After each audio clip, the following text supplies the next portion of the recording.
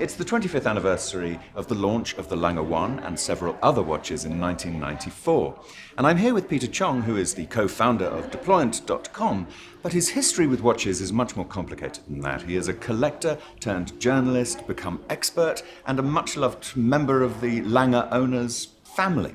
Thank you. Peter, what started your love of Lange? Where did you first come across Lange and Söhne? I first started looking at watches, of course, and looking around at mechanical watches. I started with other brands, and then when the brand first came out, actually I did not notice it until my retailer called me and said, "Look, you got to look at this watch because it's very interesting. It's German, and it's very beautiful." And when they first showed me the watch, it was the Lange 1. Actually, the whole series was there, the Lange 1, and I'm still kicking myself that I didn't buy the polymerized tourbillon because it was quite inexpensive in those days, and it was quite available. I looked at the Lange 1, and my first reaction was that, oh, this is an ugly watch, because it's not symmetrical. It's kind of like lopsided to one side, but I flipped over to see the movement, and as a watch lover of those days, for us, it's about the movement. It's the movement. So look at the movement, and I couldn't sleep for the next week, so I went back and I bought the watch. You had a week of sleepless nights, yes, and then you had to buy. Because I dreamt about the watch every night, and I had to go back and buy the watch. And of course, with a little adaptation and acclimatization, then you grow to love the dial of the watch, because everything about it is kind of perfect.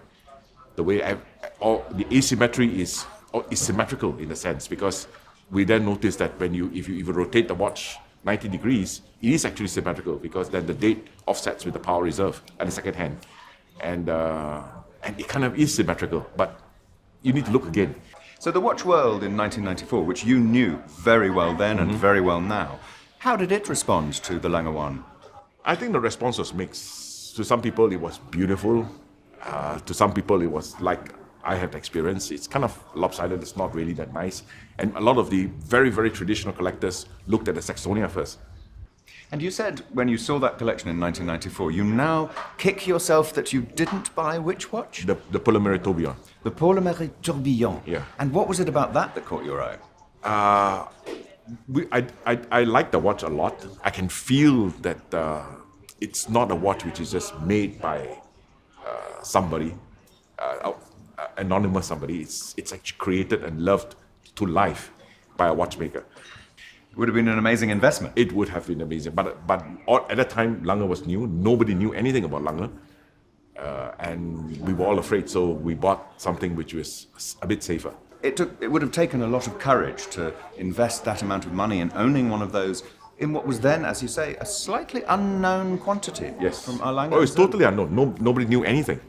And I started doing quite a bit of research, and that's how it led to me starting up the first informal website for Lange & Söhne. And at that time, they did not have a website.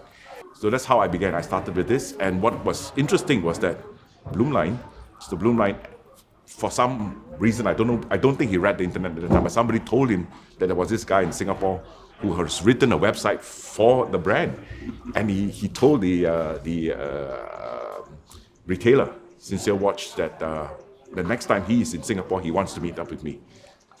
So they called me, I had dinner with him, and then he said, "Don't worry, we support you, and we will provide you with the information so that you can continue, but we will not be involved in the internet at that point in time." So that's how we started in this long collaboration. It was probably 1997. Yeah. And you met Günter Blumlein? I met Günter Blumlein several times. What kind of a man was he, both as a man and as a watchmaker? The impression is that he's a very strong character, very, very strong character, a fantastic leader, because fantastic leader. Everybody seems to kind of like just follow his lead in everything. He was a perfectionist, I feel. And so he had that watchmaker's eye for detail. He was an incredible person. He had the eye for detail. He had a really, really interesting way of communicating, which I think was very important in those days, because it's very hard to communicate a brand coming from East Germany in those days. And talking of the good old days, the Lange one that you yourself bought, what made you buy it, and how has it been owning it? What has it felt like? it's a proud ownership, of course, and I quickly bought a few more. So I have 5 Langes now. So it's just, I don't know. It's something which is very special. So you feel it, you like the watch, you like the people, because I think the people are very special too. Having visited the factory, meeting other people, other than Mr. Blumlein, other people as well in the manufacture and in the brand. And there's a special family feeling. So it's kind of like a small brand with a family feeling. A small brand with a family feeling. Yes. And yet it is not family owned. It's not family owned.